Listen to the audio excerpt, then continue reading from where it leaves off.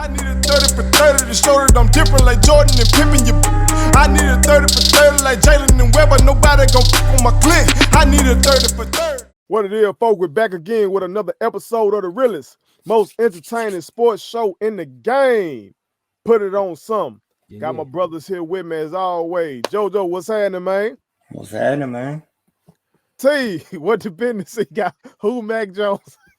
Who, Mac Jones? Who, Mac Jones? Oh, T, what the business is, man? Y'all see the hat, man. Car ain't got no roof. That's who you want, T? That's who I want, man. We're going to have to get into that for us. Get Jimmy ass up out of here, man. Give me Mac. Oh, man. Well, y'all already know what it is. Hey, but before we get into it, this episode is sponsored by Statement Tees. Every t-shirt you wear makes a statement. Make sure y'all go to statementteesllc.com and shop with us. You know what I'm talking about? And you see the statement I'm making. You know what I'm saying? Me and my brother song doing good right now. You know what I'm talking about? We're approaching 500,000 views. We should be there in a few days on Facebook. You know what I'm talking about? So we appreciate all y'all that's out there fucking with us on that record. Matter of fact, that song is the intro to this show. You know what I'm talking about? So we appreciate you on that. But JoJo, what's happening, man? When it came to the Edward Waters game, we said, you know what I'm saying, who you say they played DeVry or some shit like that? It was DeVry.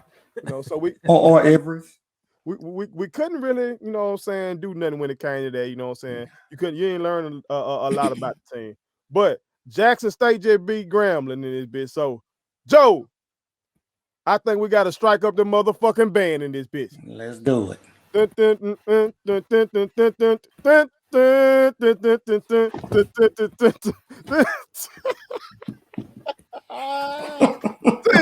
lean it back. You gotta lean it back. Oh, you gotta lean all the way back in that bitch, Joe. All right. You gotta lean back in that bitch. There it is, T. He know about it. T could have been a drum back in there. Jackson State, man, shocked a lot of people, including the Clarion Legend. I told y'all last week, if you fuck with us, I told y'all the Clarion Legend hometown paper had picked Jackson State to lose to Grambling. You know what I'm talking about? And it actually wasn't looking good right there at the very end because you had the guy going into the end zone, which I thought he had made it in. I thought he had made it in, but they said he hadn't made it in. They drive down, looked like they were finna take the lead, and then even the commentator was like, let them score. Jackson State gotta let them score right here. And shit, them ball players had other things in mind. They said, fuck that, we gonna make a play. They said, we gonna make a play. Fuck letting them score, you know what I'm talking about? So, very intriguing game, very exciting game.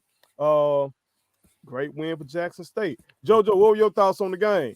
Man, I would say it's kind of funny that your shirt say 3-0. Because Jackson State is 3-0 right now. Technically, yeah. Technically, yeah. But you're right, man. Exciting game. You had big offensive plays. You had big defensive plays. Man, the QB for Jackson State, Jalen Jones, 12 for 18, $180, 3 TDs. Most people may say, I only threw the ball 18 times, only 180 yards. But I recall Tom Brady having a game like that. And everybody was talking about how great he was. That's neither here nor there. The running back, Tyson Alexander, 17 carries for $184. That motherfucker showed very. I hate to say this, and I apologize, Wells, before I say it. Very Dalvin Cookish. You didn't have to use. I'm just saying. I'm just saying. From NFL season, but go ahead. Mr. Baldwin, the wideout, 2 catches, 75 yards in the TD. I would say Metcalfish. What's my boy from Philadelphia? I had on my fantasy team one year I won. That's all he did. Deshaun Jackson. Deshaun Jackson. Big Jack.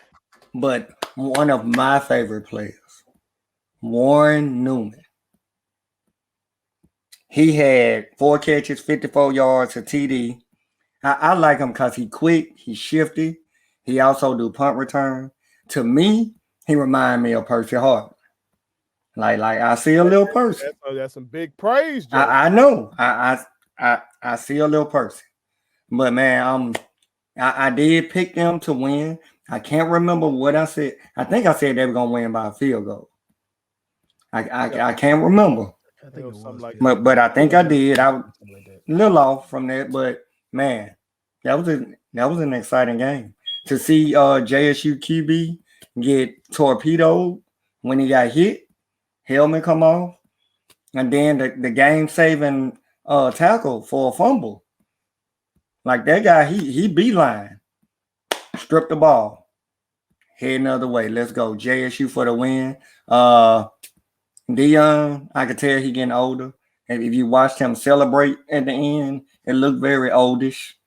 And Bones' body don't move like it used to. But hey man, JSU, let's keep it rolling, man. And he thought he was gonna do the prime time dance, Joe. I thought he still had it in him. He ain't got it, man. Do you think Prime said like "Good job, young blood"? Good job. What do you say? That's where he at now. Yeah, tripping. T, what your thoughts on the game, dog? Jackson State. I'm gonna say this, and I'm gonna say this with all due respect. Oh, all Cornish. Y'all better get in your bag right now. And you need to stay in your bag all the way through the rest of this season. Because Grambling, for what it's worth, this was not Edwards Water Grambling played first game of the year. Let's just keep it a buck. This was Jackson State, who has this, this is the level of competition that Grambling sought out to play first game of the year was a lot different than what Jackson State decided to do. Jackson State had their feet on them in this game. You saw that first drive when Grambling had 4 false starts in the first drive. They couldn't even get their cadence right. Yeah, that shit was ugly. And it was ugly. I was like, oh shoot, man, this might not even be a game. Yeah. But Grambling figured it out. I think they went up 14-7 at one point. And then they was up as much as almost 2 touchdowns at one point in that game. I can't remember. I mean, were they up close to 2 touchdowns at one point? Grambling? Grambling. What was it, 2 or 10? It was 14-7, and then it was like the Jack State took the lead. I mean, it was 14-7, but then Jack State outscored them. They outscored in the second quarter. They went 20-0 in the second quarter. Okay. Mm-hmm. So, but you had it was an ebb and flow type game. It was one shift then the next. But what I will say is this: is Jackson State has to take this game and go forward and start dominating the SWAC. Now, I will say this. In some other games in the SWAC, we saw Southern lose, who I think people said was going to be the favorite in the conference. You saw Texas Southern beat Prairie View, and Prairie View's a very strong team.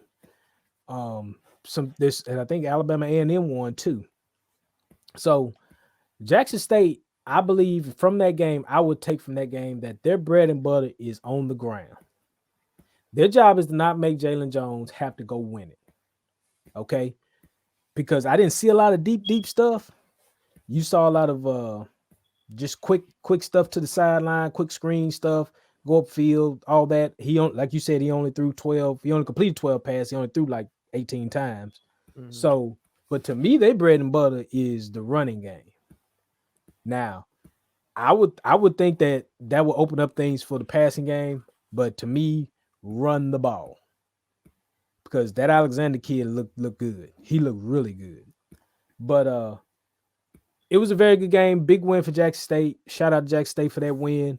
You got to understand and know that Grambling, if they see you again in the SWAC title game, they're gonna be hungry, and they feel like, barring that big hit from I believe it was that conference, the player of the year, wasn't it? Was it the player of the year that made the hit to cause the fumble? But anyway, long story short, man, Grambling is gonna be hungry. So Jackson State got to take this game going forward and just say, look, we're gonna take they're gonna take this conference over. Valley, you first. And we all what it is when it comes to Valley. We ain't got to say no more. Man, see there. Keep it a buck. The game really shouldn't have been as close as it was, y'all. If you think about it, they had a missed field goal. They had, I think, 2 missed extra points, if I'm not mistaken. I know I saw Yeah, one. I know I saw one. I think they missed 2. I think they missed 2 extra points. And then, like I said, I think bro was in on that score. In the post game interview, Prime made a great point. He said, "Okay, if he fumbled the ball and then y'all gave it to them at the 20, doesn't that mean he had crossed the plane and was? If he fumbled the ball in the end zone, they recover and you give it to him on the 20. That's a touchdown. Then, as soon as you touch that plane, it's a touchdown. If not, then you should have given them the ball on the 1. Yeah, you know what I'm saying?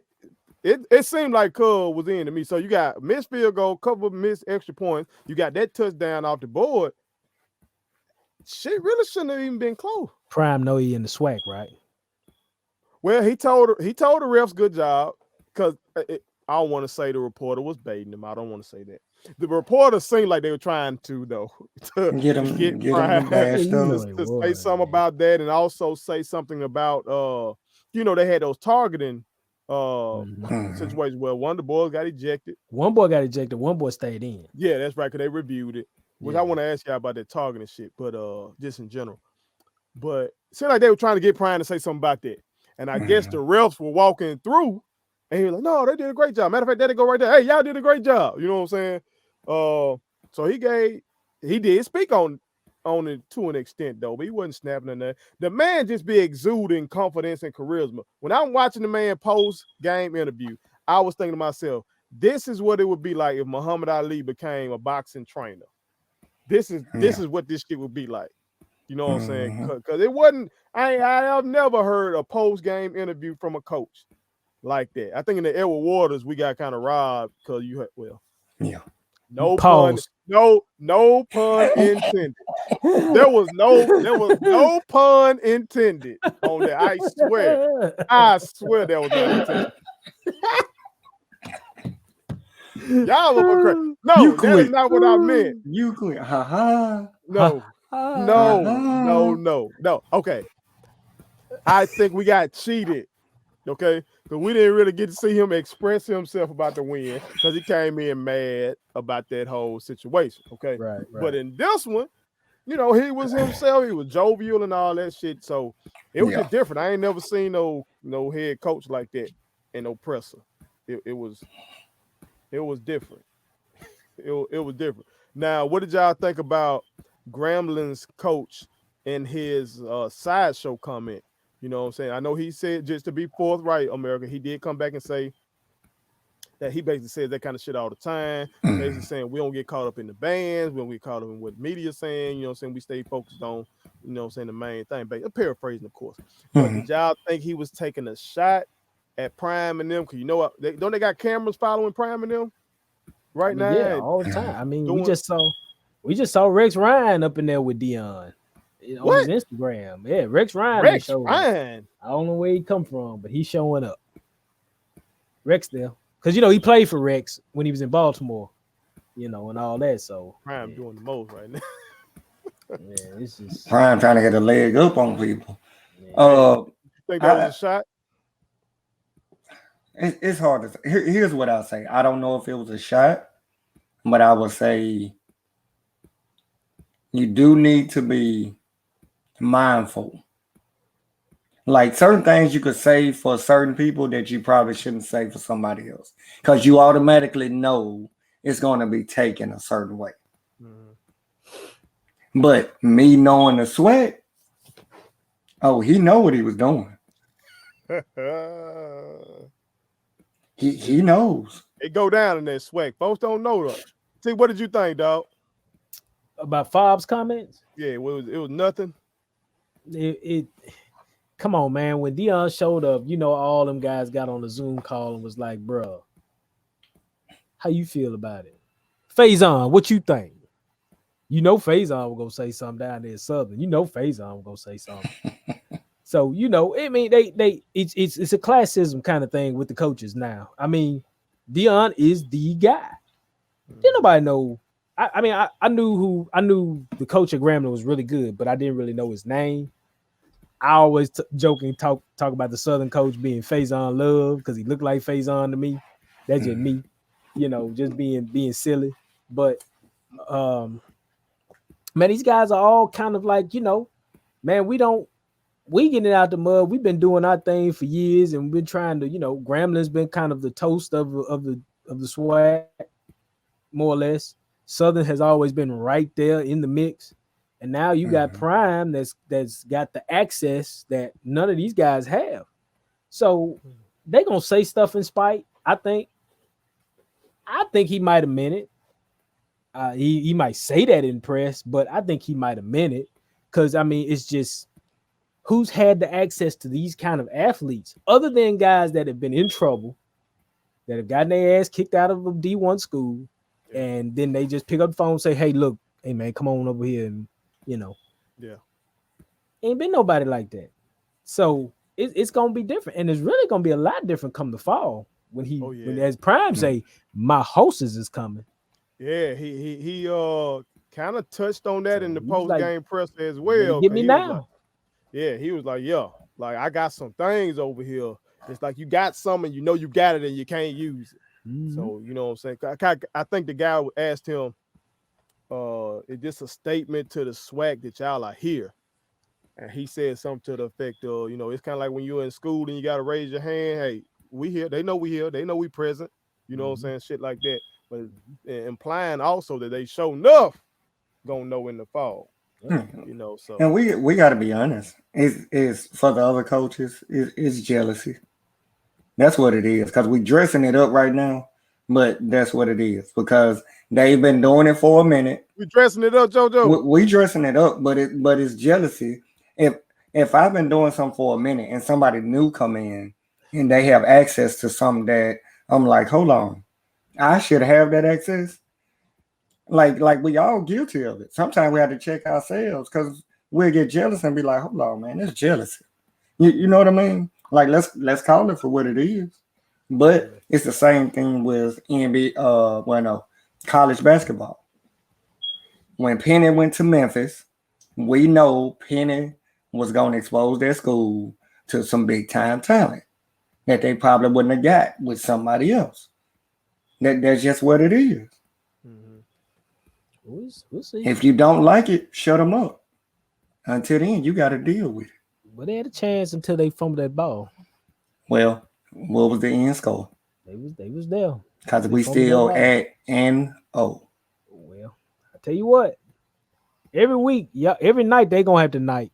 That's a group joke. Every night, Jack State going watching them that game. I see the play calling. That play calling is, I noticed they're shifting the defenses east and west because they feel like they got the speed to do it. I'm telling you, Jackson State is different.